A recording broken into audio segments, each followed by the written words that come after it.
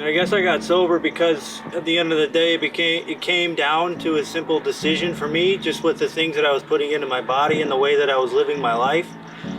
It was either life or death.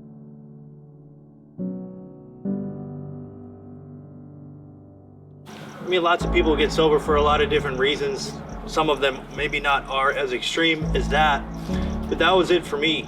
Like I said, the kind of drugs that I was doing, the way I was living my life, and I couldn't hold down a job. I was on the verge of becoming homeless again. I just got out of a relationship that ended horribly, and I was broken.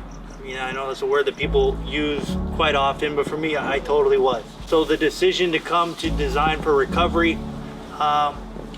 was essentially an easy one because I felt so defeated. And for me, it was 30 days clean and sober, feeling better, slowly but surely putting back the pieces together of my life, finally, getting a little bit of mental clarity, and yet still having that notion to go back out there and try my hands in active addiction again. And I almost did it, and I would have done it, like I said, if I didn't have the men here who kind of talked me off the ledge, so to speak. And that they got me through some really hard times. They made time for me. They helped me in a lot of ways. With that said, today I just celebrated 3 years and 3 months clean and sober. My life's kind of taken off ever since. I mean, it's not always a walk in the park, but it's a hell of a lot better than it was a little over 3 years ago and some change. About a year into my sobriety, I started working at Design for Recovery. So I was able to sort of pay forward a little bit of what I learned here.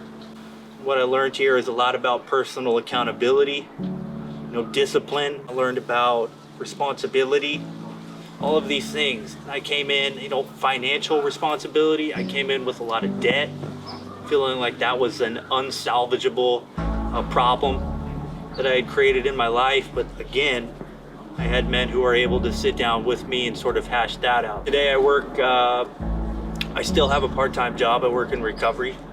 I do various groups, treatment centers in the area, and I also do personal training on the side as well. Something that I've always kind of envisioned myself doing. It was always sort of a passion of mine.